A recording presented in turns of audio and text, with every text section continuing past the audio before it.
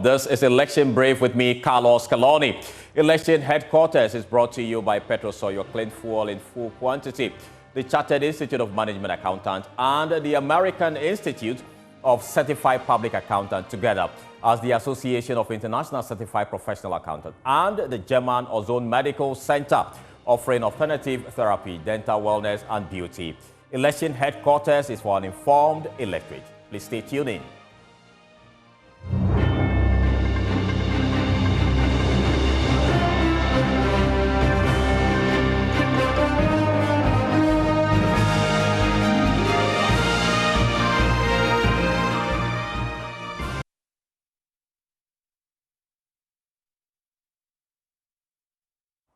Grateful for your time. As the 2024 election approaches, many first-time voters express a deep disillusionment with the NPP and the NDC, feeling abandoned by unfulfilled promises. On PM Express with Evans and Mensah, these prospective voters confront political parties on critical national issues that matter to them.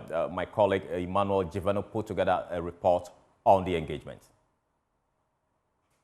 Voters have expressed profound disillusionment with the two major political parties, the NPP and NDC, citing a failure to address critical national issues. Among these disillusioned voters are Ni, Esther, and Joseph, prospective first-time voters who feel their concerns are being overlooked. The two parties, the politicians, they failed you. Yes. As a 20-year-old young man, you feel that... What I've seen, and what I've experienced, I feel like they have failed me so bad. Because the next generation, we are the next generation that they will hand over everything to us. And if things have gotten this bad, then I wonder what we will tell our children. I know a lot of persons with disability who are not employed in their home. Not that they don't qualify. They have all these qualifications, and you've promised us cents, and we've not seen anything. I've lost total trust in them. Okay. I don't trust any politician. And the time will come where we at the lower will decide that, no, we are not going to give power to anybody again. And at that time will surely come. These three young voters reflect a broader sentiment among the youth, highlighting issues such as bulging unemployment and rampant illegal mining that continue to devastate communities and the environment. They are demanding answers from the political parties. Our rivers are in bad states. Like when you travel and then you see the rivers, you are like, so in the next 20 to 30 years, what rivers are you going to leave for our children and our generations on board? What I want to assure you is that the NDC have a very clear, practical solution to dealing with the Galamsey menace. The leader himself must be committed in ending it. And President John Dramani Mahama is committed in ending Galamsey. We need to have a stakeholders forum and bring on board everybody, especially the landowners. Because you see, when you want to fight Galamsey, and you don't look at the livelihood of the people that are affected by what they currently engage in, you will fail. The vision of Dr. Bawumia is that it's going to formalize and regularize every activity that is going to happen within the environmental sector. First, we have to audit the concessions. We are also going to make sure that we decentralize the Minerals Commission to districts that are engaged into the Galamsey mining areas. We have to decentralize that. For having their masters, their doctorate degrees, and they are sitting in the house, nothing is being done. The policies that we are looking at for the future is that we are going to make sure that industrialization will lead the queue, where we'll be able to open up in the private sector to be able to employ many more of the youth into the private sector. We are coming up with a policy called the 24-hour economic policy. We are also coming out with what we call the Ejuma. Under the Ejuma, we are looking at equipping 10,000 young people to start up their own businesses. We are going to help you with business advisory. We are going to support you with loans. And then we are going to help you supervise your business and find the markets for you so you can start a business and employ many more people. Esther, who is visually impaired, reveals the struggles persons living with disabilities face in accessing basic needs. She has been chasing her district common fund for a laptop to assist her education. But for 5 years, Esther has yet to be assisted. We've applied several times. My dad has to stop work for some times because he wants her daughter to get access to this. And we go there, nothing. Your MP just got in touch with me and said, after I should take your details and then you see how best he can support. I'm going to make sure I get the MCE in charge to make sure that this particular issue is being addressed. The impatience of the youth is palpable. They are demanding a revolution, not with guns or violence, but with a certain sense of anger that will change the way successive governments manage the resources of the state. Emmanuel Juvenis report for Joy News. Now, joining me via Zoom to analyze the views of the youth, Dr. Asante and Dr. Victor Odoke. Let me start with you, Dr. Asante. You've heard the concerns of the youth we engaged. Over the years, would you have given the youth a voice in our national decisions? And good afternoon to your viewers. The youth always have a national voice because they represent the future of this country. So whatever you do politically or anything, the youth occupy a very important position.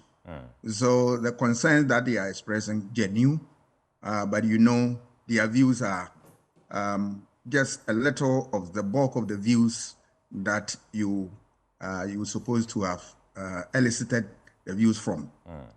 On that basis, you can say that, yes, you can discount their views. I also share in their concerns because one of the problems that confront the youth, the issue of unemployment. And political parties have over the years paid lip service to this. They come and give us figures, but the figures of unemployed youth continue to increase with amazing rapidity. And we see very little done in the area of that. So if the youth are expressing concern, it's a genuine one. Of course, the two dominant parties have failed them. That is what they are saying. And it's a fact too.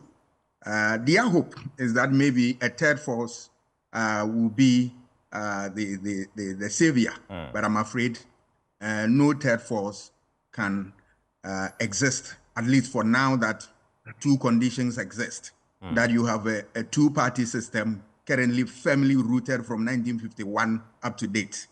And then the fact that the means by which we elect our leaders, that's the electoral system, all right, is based on first past the post system. Whoever wins with highest margin, even if by one, he has won the day.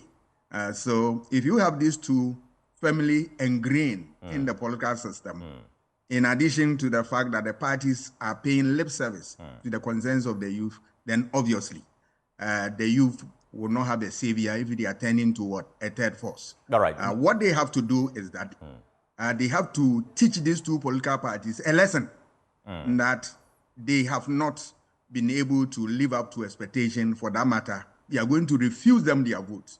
Then whoever suffers the most, when that party gains opportunity, they want to do something about that. Otherwise, it will be an empty talk and that nothing will be done. The power that citizens must know that we have is the power to change government or maintain government. Okay. And when you get it, you use it according to what? The interests that you are fighting for. But if you pay lip service and glorify political parties based on the fact that they come from what? You belong to a certain tradition and you want to, support them by hook or by crook, then at the end of the day, it amounts to what? Eating your cake and still wanting the cake back. You won't have anything.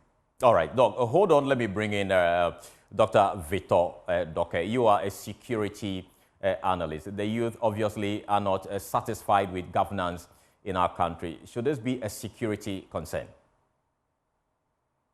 Good day to you, and then good day to all viewers, to the fellow panelists there. Yes, we should be concerned security-wise. Why do I say so? First of all, the demographics when it comes to the population of the youth in this country is worrying. It has increased over time. Now, when you look at a report by Country Meters Info, you could see the percentage of population between 15 and 64 years is 60%. And that of the population, the percentage of population under 15 is 36.5. Now, the variation between male and female is not that much. So that should tell us that there's a problem in this regard. Now, look at the situation with Kenya now. Okay. who do we see on the streets? Is the youth who are what? Agitating over the cost of living, unemployment, okay? And the fact that politicians or governments that have been voted into power are to serve them are rather serving their parochial interest and then amass a reward for themselves. We can also talk about what happened in Sudan. Revolution or uprising over the cost of living. Okay? For example, bread. Right? We can go on and on and on. Now, let's not forget what happened in Senegal of recent. The youth having to go on the street, demonstrate for their rights to be heard when it comes to politics and governance. When you take Ghana in retrospect, as I've already said, the figures do not favor. We have a lot of unemployed in the system. It's all over. You go to Circle, you go to Nima, you see all of them there. Now, these guys are very easy to recruit when it comes to engaging them for criminal activities, for ransom or for payment. And they will be very much eager to do it. And that poses a security threat. Okay. Now, when you have that kind of massive population unemployed in the system, tell me how you're going to address it as a security agency or security actor, or even as a government. Okay. So there needs to be a very holistic approach to look at this. How do we solve that then? First of all, now, my take is to have a national action plan. Look at what the needs of the youth are, first of all, okay? You can do it by constituency or whatever. But this agenda should be embedded in the holistic or whole national action plan, where each party that comes into power would have no choice than to go by it. Okay. That's the first thing. Now, the second thing is we have to put in preventive measures. Why do I say so? Now, we can have politicians who go on a platform saying all sorts of things and expect that these youth will follow them. We have to sensitize the youth and educate them against violence, against the use of violence, or against being used by politicians to serve their interests. Because at the end of the day, you are the one who bears, all the effects of whatever. Great. So we need to have a national action plan. We need to sensitize and educate the youth, and then roll out policies. Okay. Okay. All right. Let's have the interests of the nation at heart, and not these political parties coming in and promising whatnot, which they won't fulfill. All right. Dr. Doke, we are so grateful for your time and the deep insight there. Dr. Asante, the youth, some are saying, are part of the problem. They are the same people who follow the politicians around. If you go to our university campuses or even in our communities, the politicians come to give them something and they are swayed. At what point do we draw the line where the youth knows that their decision is either making or unmaking their future? The advocacy must not stop. We should continue to educate them about the fact that if they accept pittance from politicians in exchange for jobs that they need to get from them, they have sold their birthright from the word go. That advocacy must be strengthened for them to know that. So that any of such offers, which I describe as ugly offers, they should throw them away. And then confront the politicians that, look, show us where of your manifesto that you have what employment solution in there, and tell us how you are going to work it. Okay. We are sick and tired about the thing that is in the manifesto. How are you going to work it out? Okay. Within the year, how many people are going to be recruited, and which places are they going to work? Let us know. If it is feasible, the youth will know. If not, the youth would know. At the end of the day, any of such conversation, if it doesn't follow the route that it ought to, the youth can decipher from all these things, and then, punish the party that is not ready to adhere to that. Right. Even if they do the conversation and you realize that at the end of the day, you give them your vote and they come to office and they jettison that, you put it in your mind. The next time you get opportunity, don't look at their face. Okay. Treat them with the contempt that they deserve.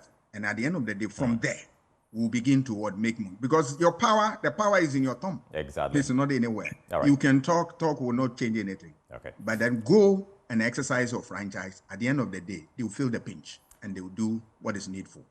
Doc, we are so grateful to you as well as Dr. Doke for your time here on Election Brave. Now, moving ahead, the flag bearer, Dr. Mahmoud Bawumia, has meanwhile challenged the flag bearer of the NDC, John Dramani Mahama, to a presidential debate on the economy.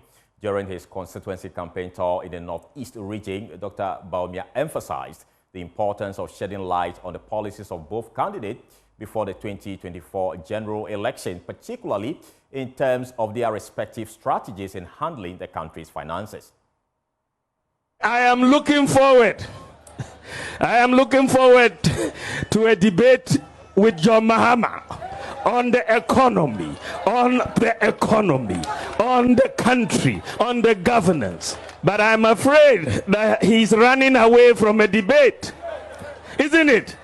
His people say he doesn't want to debate, but he doesn't want to debate because he knows I will expose the emptiness of his policies. He says he has a 24-hour economy that he cannot explain. It's as empty as an empty barrel. He cannot explain it. None of his people can explain it. They say they will be exporting lions and elephants. But when we meet mano a mano, we can debate, and the country will see where our policies lie. And that is where we should go. We should give the country an opportunity to listen to us. But if he chooses not to debate, I will continue to sell my policies to the people of Ghana, and you will take the decision. Well, Deputy General Secretary of the National Democratic Congress, Mustafa Gbande, insists that Dr. Bawumia should focus on being accountable to Ghanaians rather than a debate. So he is joining us via Zoom now. Mustafa, thank you so much for your time. One of your major campaign points is Dr. Bawumia has led the Economic Management Committee of the nation into a ditch. You are campaigning on a 24-hour economy strategy, among others. A debate will be the best chance to explain and sell your policy to Ghanaians. Isn't that right? Basically, we should up the game from these symmetric jokes and play of comedy, because Dr. Mahmoud Bawumia, for all intents and purposes, does not have a platform for a competitive debate.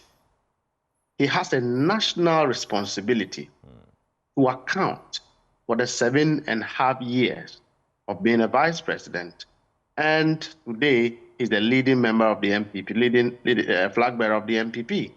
And so when such a person disregards the ongoing difficulties that Ghanaians are going through, as we speak today, businesses are collapsing. As we speak today, our agriculture sector is collapsing because people cannot buy inputs. As we speak today, average income earner cannot sustain the cost of living. As we speak today, our energy crisis is worsening up.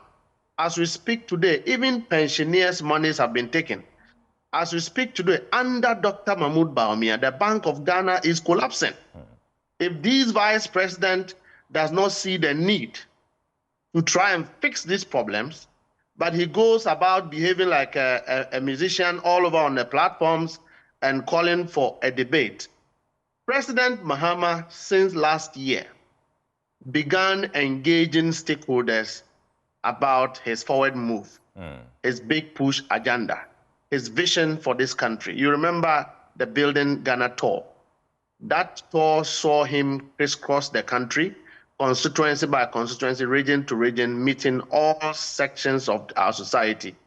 Recently, he's been meeting selected interest groups, engaging them on his visions and what the NDC will do for this country come 2025. You're also aware that recently he met the journalists to explain semantically what he will be doing and what are some of the variable issues that he will be dealing with.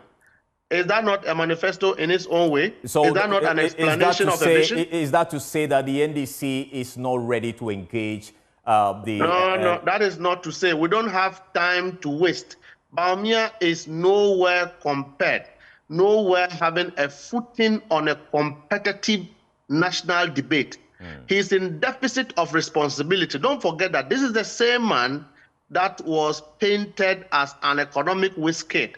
This was the same man who was touted a man of digitalization. This is the same man who said he was going to turn the economy around. Has the economy been turned around? Let's ask Dr. Bawumia those questions.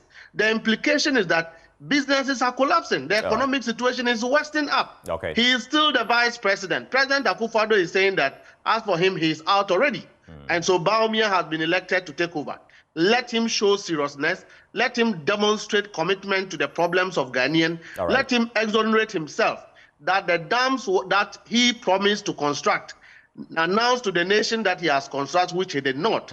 Let him account that to the nation. Let him account Agenda 111. Let him account the infrastructure deficit. Let him account for what happened to the banks. Let him account. The point has been made, Mustafa. We are grateful for your time and your contribution. Let's move on. The leadership of the governing New Patriotic Party expects the running mate, Dr. Matthew Opoku Prempeh, to resign as energy minister so he can fully concentrate on his new role. Dr. Prempeh was unveiled on Tuesday and is already campaigning in part of the Western region. Deputy General Secretary of the NPP, Haruna Mohammed, says the party expects formal resignation in the coming days.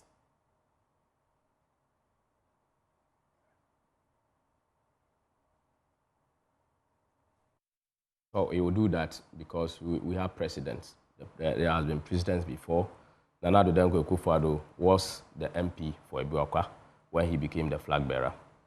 He resigned as minister and went and contested. John Dramani Mahama was an MP, and he also was picked as a running mate to His Excellency Professor Mills. Lawyer Mumuni was also an MP. Obviously, there will not be any resignation as Member of Parliament, but in terms of the position he occupies as energy minister, I think that he would communicate officially to His Excellency the President, who appointed him to serve in that role. The NPP will remain to listen to the people of Ghana. We are going to showcase our ticket to them, and we are going to build our campaign based on the successes of all the NPP governments from President Kufuor. And if you look at my commentary, I come from the north. The contribution of D.A. Kufuor in terms of health infrastructure in the north was very great. And Akufo-Addo has come to complement to make sure that all other districts are covered.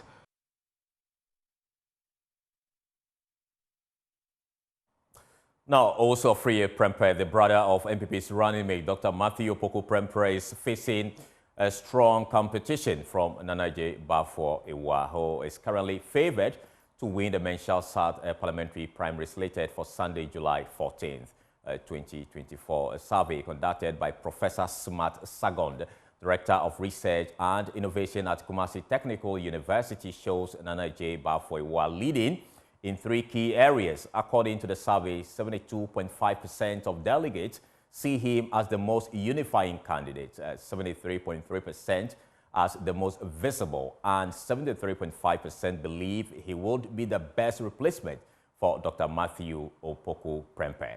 Let's get into the details of that research outcome, which is there on the screen. You see the Menchal South Parliamentary primaries. The findings of that report shows that Nanaje Bafo-Iwa secured the highest rating on all 3 essential criteria.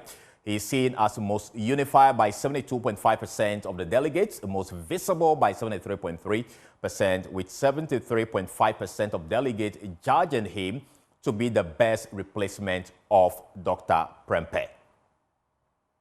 And then it goes on to say Usua Free Prempeh is seen as a unifier by 21.4% of delegates, visible by 20.7%, with 20.5% of delegates judging him to be the best replacement of Dr. Prempeh. And then Akwesi Koka Jembibi is seen as a unifier by 0.5% of delegates, most visible by 0.5%, and it goes on. And so clearly it shows that Mr. Iwa is actually leading in this particular poll there. Now, let's take you live to the Menchal South constituency to speak with my colleague Nana Boakye Yadom. Nana, hi. So, how has Free Prempeh been reacting, including the other 3 people? You know, right after the vetting and then the balloting process, what they all had to do is to start campaigning today because they have limited time. The election is on the 12th, just this Sunday, and so they have to prepare and get some adequate time for their campaign. We engaged them on the survey which is out there, which predicts victory for Nana Ejei Bafo. When I spoke to Nana himself, he's optimistic already. He has been engaging the delegates of the Menchal South constituency. And so for him, with the number of delegates he has supporting his camp, he believes that he's going to clinch the ultimate at the end of the day, come Sunday at the St. Louis Training College. We also spoke to Nana Owusu-Afriyie, who happens to be the brother of the incumbent member of Parliament, Dr. Opoku Prempeh. For him, he has served the constituency as a financial secretary, and currently he's still the financial secretary. So he has a number of delegates on his side. He's hopeful that he's going to also clinch the ultimate on Sunday. He does not believe that the survey which is out there clearly depicts what is on the ground. Okay. For him, he has been connecting with the delegates since his brother was confirmed as running mate for the NPP's presidential candidate, Dr. Bawumia. And so he's still engaging these delegates ahead of the election. We've spoken to Akwesi Koka, and we've also spoken to James Owusu-Boakye. All these individuals are part of the contest come Sunday, and then they are all hopeful of securing victory on Sunday. And so this is the mood when it comes to the aspirants as they kickstart their campaign today. All right. Thank you so much, Nana, for speaking to us here on Election Brave. And that's all we have time for here on Election Brave. You can log on to our website, myjoyonline.com, for more election-related stories. My name is Carlos Caloni. Thank you so much for watching. Have a great afternoon.